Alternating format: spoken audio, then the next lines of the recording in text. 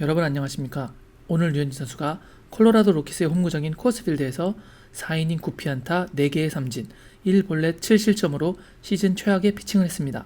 이건 메이저리그 데뷔 후 최다 자책점, 최다 피홈런과 타이를 이루는 기록입니다. 이로써 평균 자책은 1.27에서 1.83으로 대폭 상승했습니다만 여전히 메이저리그 유일한 1점대 평균 자책으로 전체 1위를 달리고 있습니다. 오늘은 류현진 투수에게 악몽을 선사한 코어스필드에 대한 이야기를 해보려고 합니다. 투수들의 무덤이라고 불리는 코어스필드.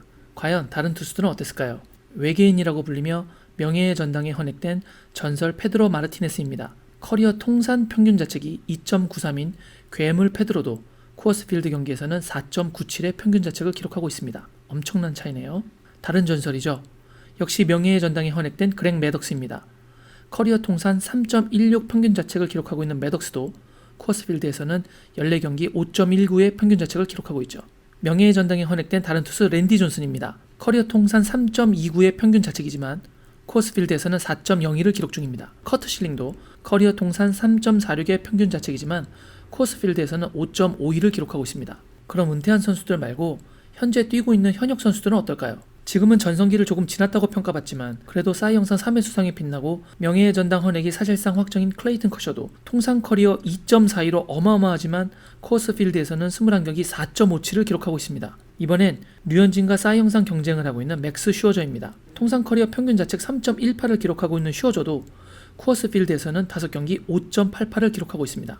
다저스 동료인 파이어볼로 워커빌러도 전날 코어스필드에서 5.2이닝 동안 13피안타에 7실점을 했었죠. 모두 대단한 투수들인데 이곳에서의 기록은 정말 믿어지지 않는 수준을 보여주고 있습니다. 이 높은 로키 산맥을 류현진 선수도 결국 넘지 못하고 말았습니다. 사실상 이곳에서의 류현진 선수의 성적은 좀 더 좋지 못합니다. 이날 경기 전까지 코어스필드에서의 평균 자책은 7.56이었고 오늘 경기로 평균 자책은 9.15로 올랐습니다. 코어스필드에서 투수들이 이렇게 고전하는 이유는 다들 아시다시피 높은 해발고도 때문인데요. 그래서 공기의 밀도가 낮고 건조함이 생기는데 이로 인해 크게 3가지 문제점이 발생합니다.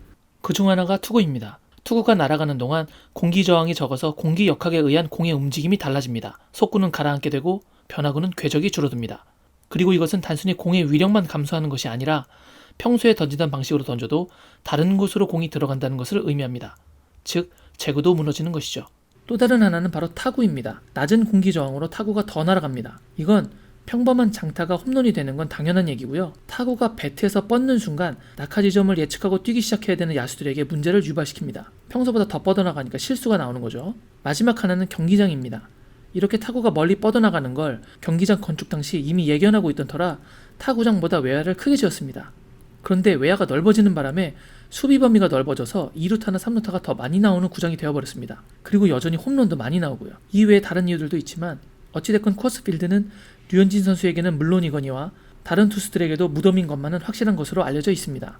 오늘 결과로 인해서 싸이 영상 경쟁은 더욱 치열하게 됐습니다. 앞서 말씀드린 바와 같이 현재 싸이 영상 경쟁자인 맥스 슈어저도 이곳에서는 성적이 좋지 않습니다. 하지만 올 시즌 워싱턴은 콜로라도와의 경기를 워싱턴 홈에서만 갖게 됩니다. 그러니까 슈어저가 올 시즌에는 코어스필드에서 투구할 일이 없다는 얘기입니다. 반면 다저스는 코어스필드에서 7월 30일서부터 8월 1일까지 3연전이 남아있습니다. 만약 이 3연전에 류현진이 다시 등판하게 된다면 그 경기가 류현진 선수에게 큰 고비가 될 것임은 사실로 보입니다. 이렇게 힘든 경기장에서의 경기였지만 그럼에도 불구하고 오늘의 투구는 아쉬울 수밖에 없습니다.